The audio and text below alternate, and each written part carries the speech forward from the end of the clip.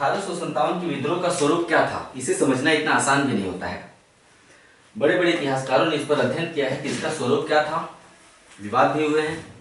यहाँ तक कि स्वतंत्रता के पश्चात भी भारत सरकार ने सरकारी इतिहासकार नियुक्त किए केवल 1857 के विद्रोह का अध्ययन करने के लिए, कि उस समय की सामाजिक आर्थिक परिस्थितियों और विदेशी शासन के प्रभाव स्वरूप पता लगाएं कि स्वतंत्रता संग्राम था कि सैनिक विद्रोह था या राष्ट्रीय स्वतंत्रता आंदोलन था, ये क्या था। तो कोई भी आंदोलन स्वतंत्रता, राष्ट्रीय स्वतंत्रता संग्राम हो, इसके लिए कुछ विशेषताओं का होना जरूरी है उस आंदोलन में। जब तक वो खास विशेषताएं उस आंदोलन में नहीं होती हैं, वो आंदोलन राष्ट्रीय स्वतंत्रता संग्राम नहीं बन पाता है। वीडी सावरकर का नाम आपने सुना होगा, विनायक दामोदर सावरकर। विनायक दामोदर सावरकर एक उग्रवादी क्रांतिकारी थे। इन्होंने 1904 में एक गुप्त क्रांतिकारी संगठन अभिनव भारत की स्थापना की थी। विनायक दामोदर सावरकर ने, वीडी सावरकर लिखा है। 1909 में इन्होंने एक पुस्तक प्रकाशित की, उसका नाम था the Indian war of independence. 1 minute. पुस्तक का नाम था the Indian war of independence 1857। ये पूरी पुस्तक का नाम है। किसने लिखा है? वीडी सावरकर ने। इसमें व्हाइट बोर्ड पर जो चीजें लिखी गई हैं वो फैक्ट हैं और एग्जाम में बार बार पूछे जाते हैं। इसका एक एक लाइन महत्वपूर्ण फैक्ट है, वो सब एग्जाम में आगे पूछे जाएंगे। लेकिन मैं जो बोल रहा हूं वो थोड़ा सा एनालिटिक होगा, विश्लेषणात्मक होगा। आइए विश्लेषण भी करते हैं। फैक्ट तो सामने लिखा ही हुआ है। तो वीडी सावरकर ने एक बुक लिखी, बुक का नाम लिखा हुआ। इसमें इन्होंने 1857 के विद्रोह को स्वतंत्रता संग्राम की संज्ञा दी। बोला कि एक सुनियोजित स्वतंत्रता संग्राम था, है ना, अंग्रेजों से आजाद होना अर्थात स्वतंत्रता संग्राम। बताऊंगा कि स्वतंत्रता संग्राम था या नहीं। इसके बाद स्वतंत्रता के बाद यानी 1947 के बाद, बार बार छींक आ रही मुझे, आजादी के बाद भारत सरकार ने 1857 के विद्रोह का इतिहास लिखने के लिए अर्थात 1857 का विश्लेषण करने के लिए एक सरकारी इतिहासकार नियुक्त किया। उनका नाम था एस.एन. सेन। ठीक है, एस.एन. सेन ने यह काम किया, 1857 का इतिहास तैयार किया। इनकी पुस्तक का नाम था 1857। बार बार परीक्षा में पूछा जाता है 1857 किसकी बुक है? एस.एन. सेन की। 1857 नामक बुक में एस.एन. सेन ने विद्रोह को राष्ट्रीय स्वतंत्रता संग्राम मानने से इनकार कर दिया। उन्होंने बताया कि इसे किसी भी स्तर पर राष्ट्रीय स्वतंत्रता संग्राम नहीं कहा जा सकता। आगे इसके बाद भारत सरकार ने आर.सी. मजूमदार को 1857 का इतिहासकार बनाया। इसके बाद भारत सरकार ने आर.सी. मजूमदार का पूरा नाम है, यहां पे लिखा हुआ है, रमेश चंद्र मजूमदार। इसके बाद सरकार ने आर.सी. मजूमदार को 1857 का इतिहासकार बनाया, लेकिन इन्होंने ये काम करने से इनकार कर दिया कि इन्होंने बोला कि मैं सरकार की तरफ से नहीं करूंगा, स्वतंत्र रूप से करूंगा। और इन्होंने स्वतंत्र रूप से अपनी पुस्तक प्रकाशित की। रमेश चंद्र मजूमदार की पुस्तक का नाम है the sepoy mutiny and the rebellion of 1857। ये आर.सी. मजूमदार की बुक है। इस बुक में इन्होंने निष्कर्ष निकाला कि यह तथाकथित प्रथम राष्ट्रीय स्वतंत्रता संग्राम न तो प्रथम है, न राष्ट्रीय था, और न ही यह स्वतंत्रता संग्राम था। न प्रथम था, न राष्ट्रीय था, और न ही यह स्वतंत्रता संग्राम था। यह कथन किसका है? यह कथन भी एग्जाम में पूछा जा सकता है, आर.सी. मजूमदार का है। सवाल यह कि और भी मतवाद दिए गए हैं, लेकिन वो सब गौड़ है। यहाँ फैक्ट लिखा हुआ है, मैं मुंह से बोल भी दूंगा आपकी जरूरत है तो, लेकिन आंख से दिखाई दे रहा है सारा कुछ। न प्रथम था, न राष्ट्रीय था, और न ही स्वतंत्रता संग्राम था। इसका जरा सा विश्लेषण कर लेते हैं, समझ में आ जाएगा 1857 की क्रांति को स्वतंत्रता संग्राम मानने में क्या बताए हैं। प्रथम कैसे प्रथम था? प्रथम तो हो ही नहीं सकता। जैसे ही भारत में ब्रिटिश शासन की स्थापना हुई, विद्रोह प्रारंभ हो गए, है ना। पहला विद्रोह कौन सा था? इसके पहले आपने पढ़ा, पहला विद्रोह सन्यासी विद्रोह था। उसके बाद लगातार कुछ कुछ दिनों के अंतराल पर विद्रोह चलते रहे, जैसा कि आप जाके पीछे अध्याय में देख सकते हैं। तो प्रथम नहीं था, है ना। दूसरा, न ही राष्ट्रीय था और न ही स्वतंत्रता संग्राम था। पहले हम इस पर एनालिसिस करेंगे कि स्वतंत्रता संग्राम क्यों नहीं था।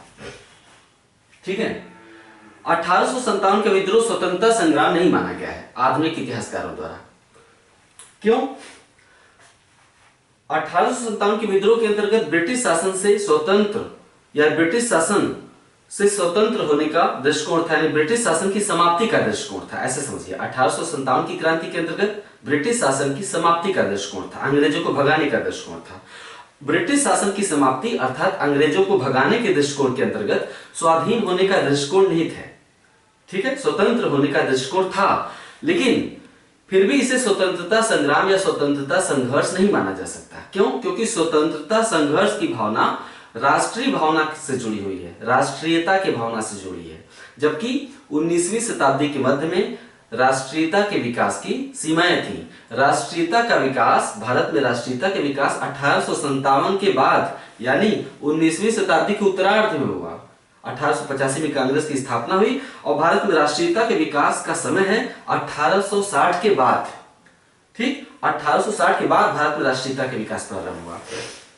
तो 19वीं शताब्दी के मध्य में राष्ट्रीयता के विकास की सीमाएं थी, तो चूंकि राष्ट्रीयता का उद्भव नहीं हुआ था इसलिए इसे हम स्वतंत्रता संघर्ष नहीं मान सकते। और भी बहुत से उदाहरण आपको दिए जाएंगे। विद्रोह की शुरुआत, अच्छा विद्रोह की शुरुआत कैसे हुई? सैनिक विद्रोह के रूप में हुई। 10 मई 1857 को मेरठ में सैनिकों ने अंग्रेजों पर हमला किया और दिल्ली की ओर बढ़ चले। बहादुर शाह को अपना नेता घोषित किया और भारत का सम्राट और विद्रोह का नेता घोषित कर दिया 12 मई को। फिर भी उस समय ब्रिटिश भारत में सेना की 3 रेजिमेंट थी, लेकिन 3 रेजिमेंट में से केवल बंगाल रेजिमेंट में हिस्सा लिया और बंगाल रेजिमेंट के भी सभी भारतीय सैनिकों ने इसमें हिस्सा नहीं लिया। यह तथ्य क्या है? ये इसके स्वतंत्रता संघर्ष के विचार पर प्रश्न चिन्ह लगाता है कि एक तो सभी रेजिमेंटों ने इसमें हिस्सा नहीं लिया, दूसरे बंगाल रेजिमेंट के भी सभी सैनिकों ने इसमें हिस्सा नहीं लिया। विद्रोह अंत में लोकप्रिय स्वरूप धारण करता है, जनता की एक बड़ी भागीदारी इसको प्राप्त हुई, लेकिन फिर भी जनता की भागीदारी की भी सीमा रही। भारतीय समाज का प्रत्येक तबका इस विद्रोह में भाग नहीं लिया।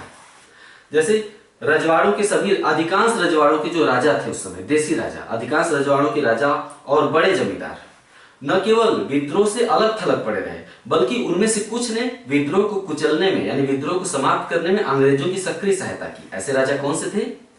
ग्वालियर के सिंधिया, इंदौर के होलकर, हैदराबाद के निजाम, नेपाल के राजा, भोपाल के राजा, कश्मीर के राजा, नाभा, जींद, पटियाला के शासक, जो राजस्थान में पड़ता है, नाभा, जींद, पटियाला के शासक, इन सभी ने विद्रोह को कुचलने में अंग्रेजों की सक्रिय सहायता की।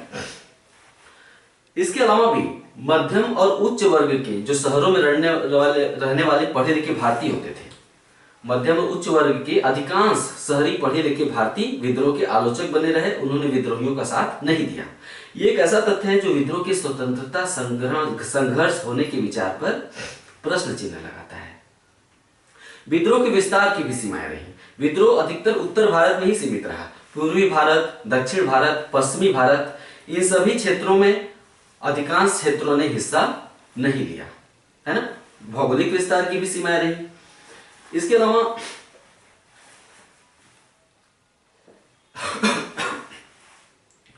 एक मिनट,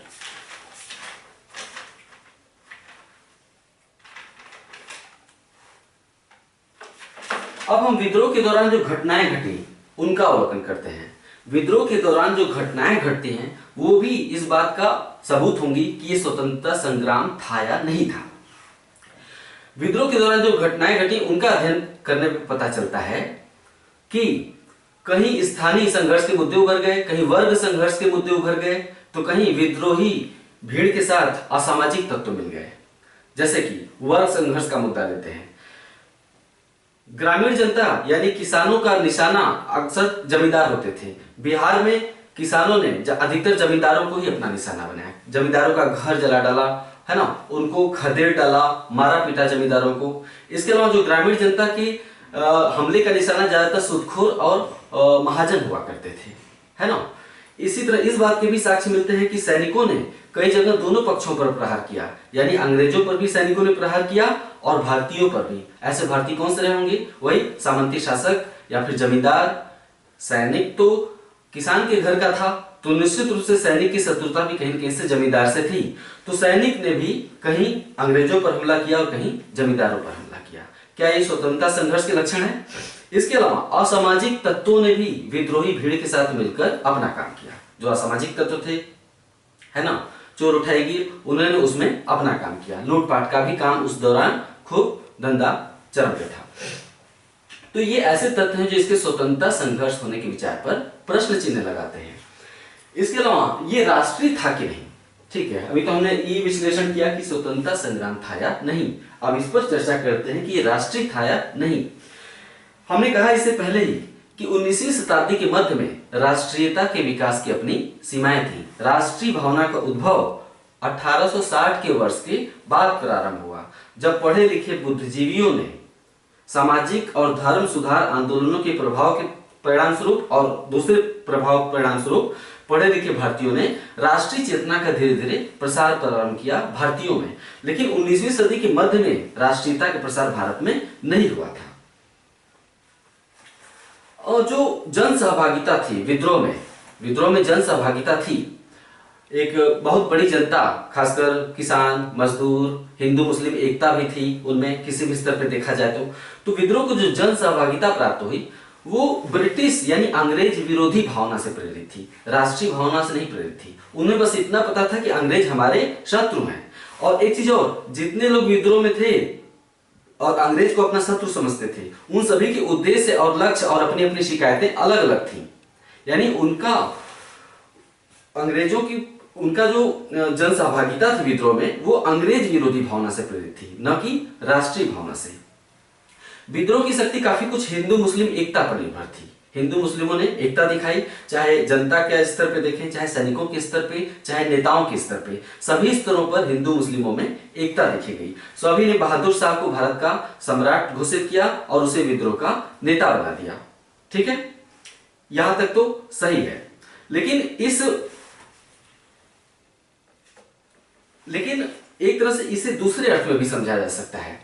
मुगल बादशाह बहादुर शाह को भारत का सम्राट घोषित करके उससे विद्रोह का नेतृत्व प्रदान कर देना कहीं न कहीं पुरानी जो सामंती व्यवस्था है, मध्यकालीन शासन, राजतांत्रिक शासन प्रणाली, उसी को फिर से स्थापित करने का दृष्टिकोण दिखाई देता है।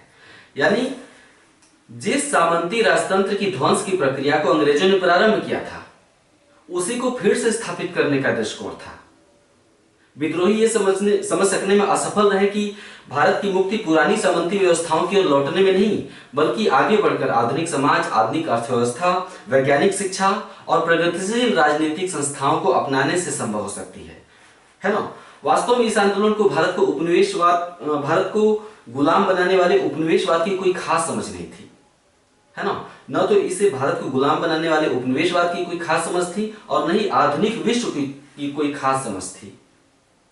इस आंदोलन में भाग लेने वाले प्रत्येक व्यक्ति की अपनी अपनी शिकायत थी और स्वतंत्र भारत की राजनीति की अपनी धारणाएं थी। इसी तरह नेतृत्व के स्तर पर देखें तो मुगल बादशाह के अलावा भी एक कोई प्रगतिशील, हम देखें तो नेतृत्व नहीं उभर सका। राष्ट्रीय आंदोलन का लक्षण होता है एक प्रगतिशील नेतृत्व। बहादुर शाह को विद्रोह का नेता बना दिया गया, ये क्या दर्शाता है? ये प्रगतिशील नेतृत्व कहलाएगा? नहीं। बहादुर शाह को नेता स्वीकार किया जाना इस बात का परिचायक है कि वो फिर से मध्यकालीन शासन प्रणाली की ओर लौटना चाहते हैं, आधुनिक भारत की ओर नहीं जाना चाहते हैं, है ना। इसके अलावा बहादुर शाह को छोड़ भी दिया जाए तो जनता ने स्थानीय स्तर पर किन को अपना नेता बनाया? झांसी की रानी को, नाना साहब को, तात्या टोपे को, बिहार के जगदीशपुर के कुंवर सिंह को। तो ये जो सामंती तत्व विद्रोह का नेतृत्व कर रहे थे, ये कहीं से भी भारत को आधुनिकता की ओर नहीं ले जाते। अगर विद्रोही जीत भी जाते तो उनका नेतृत्व और उनके राजा कौन होते? राजा महाराजा होते और भारत फिर से मध्यकाल की ओर लौट जाता। तो कोई प्रगतिशील विचार ही नहीं था विद्रोह के पीछे। जब विद्रोह के पीछे कोई प्रगतिशील आधुनिक विचार ही नहीं है तो इसे हम राष्ट्रीय कैसे कह सकते हैं? अक्सर जब किसी स्थान पर विद्रोही अंग्रेजों पर विजय हासिल कर लेते थे तो उन्हें पता नहीं होता था कि आगे क्या करना है, आगे कौन सी राजनीतिक संस्थाएं स्थापित की जानी है। उन्हें इतना ही पता था कि यही झांसी की रानी फिर से राज करेगी।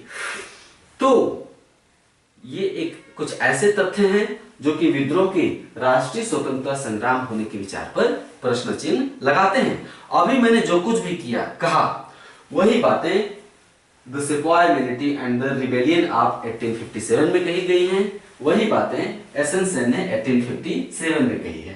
इन दोनों ने इसे राष्ट्रीय स्वतंत्रता संग्राम मानने से इनकार कर दिया है, बीडी सावरकर के विपरीत। बीडी सावरकर ने अपनी पुस्तक में इसे स्वतंत्रता संग्राम की संज्ञा दी है। अन्य जो मतवाद हैं 1857 के स्वरूप के विषय में वो देख लेते हैं।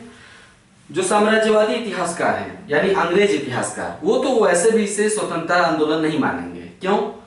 क्योंकि वो एक ऐसे देश के वासी हैं जो जहां 17वीं शताब्दी में संसद की स्थापना हो चुकी थी, तो इसे स्वतंत्रता संग्राम तो ऐसे भी नहीं मान सकते थे। अंग्रेज इतिहासकार लॉरेंस और सीले ने इसे सैनिक विद्रोह कहा है।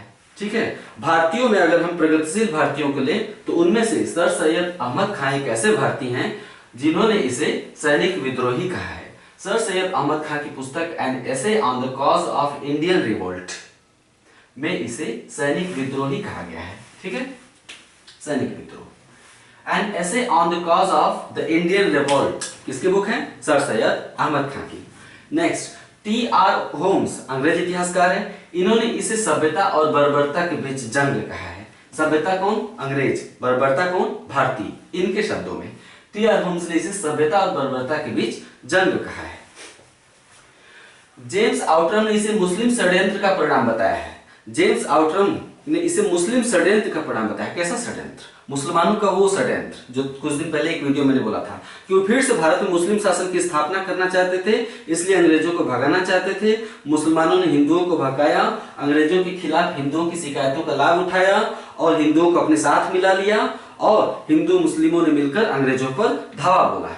यही कारण है कि जेम्स आउटरम ने विद्रोह को मुस्लिम षड्यंत्र का परिणाम बताया है, जिसमें मुसलमानों ने हिंदुओं की शिकायतों का लाभ उठाया और उन्हें अपने साथ मिला लिया। किसके खिलाफ? अंग्रेजों के खिलाफ। ठीक है। बेंजामिन डिज़रायली ब्रिटिश संसद के एकमात्र नेता, ब्रिटिश संसद के एकमात्र सदस्य कौन है जिन्होंने विद्रोह को राष्ट्रीय विद्रोह माना?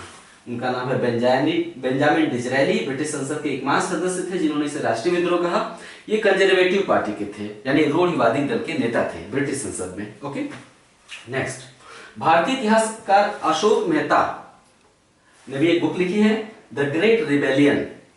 भारतीय इतिहासकार अशोक मेहता ने अपनी पुस्तक द ग्रेट रिबेलियन में इसे राष्ट्रीय विद्रोह माना है।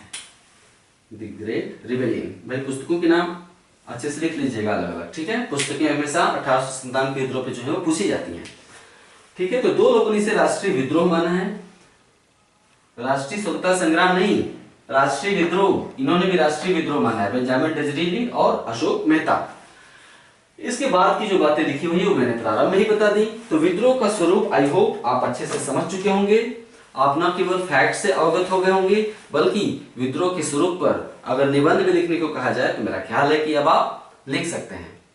तो आज 1857 के स्वरूप खत्म हुआ और शीघ्र ही 1857 के विद्रोह का परिणाम पर एक आप सोच रहे होंगे कि 1857 के विद्रोह कितना पढ़ाया जा रहा है, ये तो बहुत ज्यादा है। नहीं, ज्यादा नहीं है। 1857 के विद्रोह और उसके आसपास जो विद्रोह हैं, जनजातीय विद्रोह, नागरिक विद्रोह जो मैंने पढ़ाए हैं, वहां से सवाल अक्सर बनते हैं, खूब बनते हैं, इसलिए इन पर ध्यान देना थोड़ा जरूरी था। वैसे भी अगर आप ध्यान देंगे तो आप दुनिया की कोई भी बुक उठा लीजिए, मैंने उससे कम ही बताया है। किताबों में तो पता नहीं क्या क्या अनाज शनाप इतना ज्यादा भर दिया जाता है कि न तो याद होता है नहीं समझ में आता है। जबकि 1857 के विद्रोह और अन्य विद्रोह पर मैंने जो 4-5 वीडियो बनाए हैं उसे आप बार बार देख लेंगे या नोट्स बनाकर पढ़ लेंगे तो यहां से आने वाले सवाल नहीं छूटेंगे। ठीक है, तो 1857 के विद्रोह का परिणाम अगला वीडियो होगा। उसके बाद हम शुरू करेंगे समाज और धर्म सुधार आंदोलन। ठीक है, समाज और धर्म सुधार पर इंसान कब बल देने लगता है? जब उसे अपने समाज और धर्म पर खतरा दिखाई देता है। और इंसान अपनी संस्कृति पर कब बल देने लगता है? जब उसे दूसरी संस्कृति से ज्यादा खतरा दिखाई देता है। अगर आपकी संस्कृति को किसी दूसरी संस्कृति से खतरा नहीं दिखाई देगा तो आप अपनी संस्कृति पर उतना जोर नहीं देंगे। वेदों की ओर लौटो, दयानंद सरस्वती, है ना। तो अपनी संस्कृति पर बल देना एक आक्रमण का परिणाम था, सांस्कृतिक आक्रमण का परिणाम था। अंग्रेज जब आए तो उन्होंने न केवल विदेशी शासन प्रणाली लाई बल्कि विदेशी संस्कृति का भी उनके साथ प्रचार प्रसार हुआ, है ना। अंग्रेजी शिक्षा का प्रचार प्रसार हुआ, अंग्रेजी ब्रिटिश परिधानों का प्रसार प्रसार हुआ। उस जमाने में जो पढ़े लिखे भारतीय थे वो जीन्स और कोट पहनकर, हैट लगाकर और सिगार फूंकने में एक विशेष आनंद का अनुभव करते थे, क्योंकि हम अक्सर प्रगतिशील लोगों का नकल करते हैं तो उसमें आनंद आता है। तो उस समय जो पढ़े लिखे भारतीय थे वो अपने आप को आधा अंग्रेज तो ऐसे ही समझ बैठे थे। तो जो प्रबुद्ध भारतीय थे वो देख रहे थे कि भारतीयों का रुझान उधर बढ़ रहा है, इस तरह से तो हमारे समाज और धर्म और संस्कृति को खतरा उत्पन्न हो जाएगा। यही रीजन है कि 19वीं शताब्दी के मध्य से 1857 के ठीक पहले से ही राजा राम मोहन राय का उद्भव हो चुका था। राजा राम मोहन राय से लेकर दयानंद सरस्वती और उसके बाद विवेकानंद तक के समय तक एक समाज, धर्म और संस्कृति के सुधार और उस पर बल, अपनी मूल संस्कृति पर बल देने का एक काल प्रारंभ हुआ। इनमें से भी सबके विचार अलग अलग थे। जैसे दयानंद सरस्वती और राजा राम मोहन राय के विचार बिल्कुल अलग थे। राजा राम मोहन राय रंग से भारतीय थे लेकिन दिमाग से बिल्कुल एक अंग्रेज थे, क्योंकि राजा राम मोहन राय प्रगतिशील भारतीय थे। इसके बारे में राजा राम मोहन राय के जीवन और व्यक्तित्व और उनकी बातों, विचारों का अध्ययन हम उस अध्याय में करेंगे। ज्यादा मजा आएगा उसमें जब हम उसी समय उसका अध्ययन करेंगे, और कैसे ये भी देखेंगे कि सभी के विचार कैसे आपस में टकराते थे और परिणाम स्वरूप उसका परिणाम क्या बाद में निकला, है ना। तो वो चैप्टर पढ़ने में विशेष आनंद आएगा। तो इसी तरह से आप नोट्स बनाते रहिए, वीडियो को अधिक से अधिक देखते रहिए। और अब मैं आपके साथ हूँ, कहीं नहीं जाऊँगा, भावनात्मक रूप से जुड़ा रहूँगा। नमस्कार।